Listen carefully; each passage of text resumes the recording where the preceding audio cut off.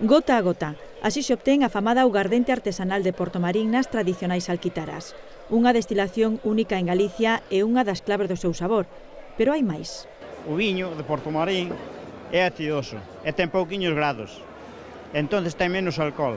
E sale aguardiente máis suave, non sale tan fuerte, tan brava como as uvas que teñen moitos grados.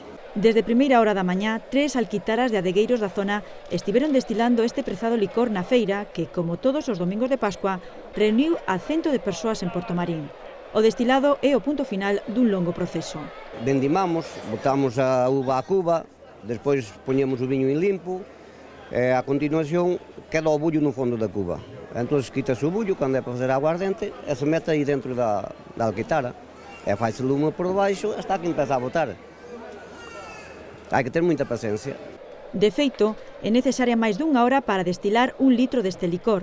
A súa elaboración é precisamente un dos principais atractivos da feira, que desde hai 46 anos homenaxea un dos sinais de identidade de Portomarín. Que vai unido aos nosos genes, non? Aguardente, falar de aguardente, falar de Portomarín, é sempre unha cosa se relaciona ca outra, non? É un produto diferenciado, un produto que se fai con excelencia, pois, e que en todas as casas está presente. A hora de tomar o café, a hora de tomar un chupito. La segunda o la tercera que venimos. Nos encanta verlo. La paciencia que hay que tener gota a gota y todo esto, que es muy, muy bonito. Esto te quita el frío. No, sí, yo lo tengo aquí ya. Pero os que mellor saben o laborioso desta destilación son os produtores de outras zonas de Galicia, como este de Monforte.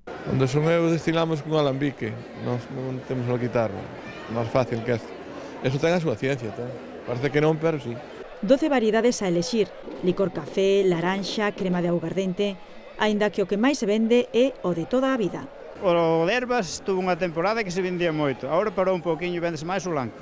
A festa está moi vinculada á Serenísima Orde da Alquitara, que nesta edición nomeou a 15 novos cabaleiros e damas. Entre eles o pregoeiro deste ano, o conselleiro delegado da empresa cervexeira Hijos de Ribera, un dos empresarios galegos máis recoñecidos. Yo creo que hay intentar darle el valor que tiene, ¿no? Yo creo que el aguardiente es una riqueza de Galicia y que lo tenemos que cuidar, porque yo creo que en otros países como en Escocia, pues gracias a ese aguardiente se han hecho whiskies. Yo creo que es una riqueza de un patrimonio de Galicia y que, bueno, en mi granito de arena, el ayudar a que se cuide y a contar las bondades del aguardiente por todo el mundo. Pero o aguardente non é a única protagonista da feira. Desde hai uns anos comparte cartel con outro dos produtos gastronómicos estrela de Portomarín, as anguías. Isto faise para que a xente que non é daqui, ou mellor peregrinos ou xente que vende visita á festa, poda probala e degustar un pouquiño a un produto tradicional daqui.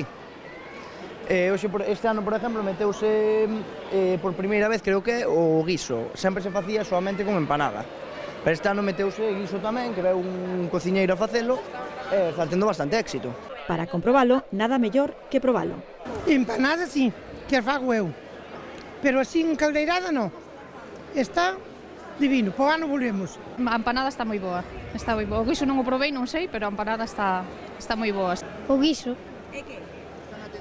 Está ben, como todas as comidas que como. Dicen que é pois un produto, bueno, daqui local, non, bastante arraigado aquí nesta comarca. Non sei, está bon. Os asistentes tamén tiveron a oportunidade de ver anguías vivas e unha exposición de artes artesanais coas que os ribeireños as pescaban, un bo xeito de recuperar e preservar a cultura e tradición dun pobo.